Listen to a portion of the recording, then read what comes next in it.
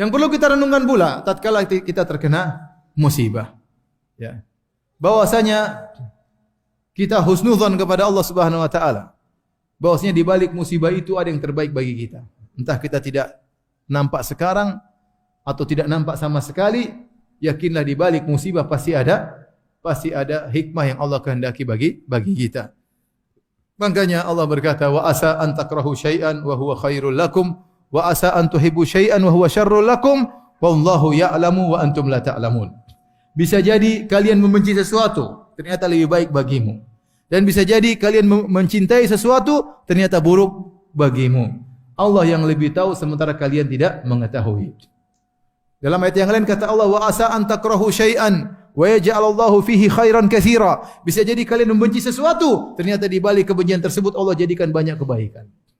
Para ulama salaf tatkala menafsirkan atau para ulama tatkala menafsirkan ayat ini, wa asa an takrahu syai'an wa yaj'alallahu fihi khairan katsira. Ya. Kata Allah, fa in karihtumuhunna. Kalau kalian benci kepada istri kalian, fa asa an takrahu syai'an. Bisa jadi kau benci sesuatu, wa yaj'alallahu fihi khairan katsira. Ternyata di balik kebencianmu ada kebaikan yang banyak. Sebagian ulama menyebutkan tentang kisah seorang yang hidup memiliki anak yang sangat soleh, anak yang sangat berbakti kepadanya. Ya. Maka dia ditanya, bagaimana kau bisa punya anak yang soleh? Maka ternyata istrinya menjengkelkan. Istrinya menjengkelkan dan dia sabar dengan istrinya tersebut. Ternyata dari rahim istrinya tersebut lahirlah anak ini. Seandainya dia ceraikan istrinya, seandainya dia tidak gauli istrinya, seandainya dia benci dengan istrinya, tidak akan muncul anak ini. Wa asa an takrahu syai'an wa yaj'alallahu fihi khairan katsira. Bisa jadi kau benci sesuatu, di balik kebencian tersebut ada banyak kebaikan. Maksud saya, ya, kalau kita tidak bisa merenungkan hal ini, kata Ibnu Qayyim, renungkanlah tentang kisah Nabi Khadir bersama Nabi Musa alaihi salam.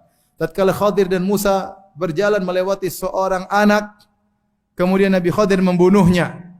Anak tersebut tidak ada dosanya, tetapi dibunuh oleh Nabi Khadir atas perintah Allah Subhanahu wa taala. Maka Nabi Musa bertanya, "Kenapa kau bunuh anak tersebut?"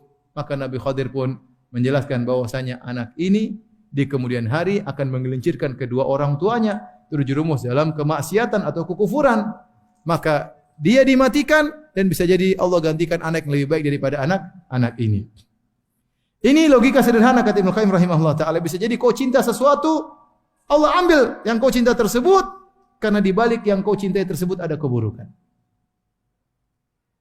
Bisa jadi seorang lahir anaknya, kemudian begitu lahir meninggal dunia. Dia tidak tahu ternyata anak ini kalau besar kemudian cacat, kemudian berat, belum tentu dia sabar menghadapi anak ini. Atau bisa jadi kalau besar anak ini nakal, ya sudah, dia ridho dengan keputusan Allah. Ya, bahwasanya apa yang Allah takdirkan saat itu lebih baik bagi dirinya. Ya. Karena banyak hal yang kita tidak tahu di balik musibah-musibah yang menimpa kita.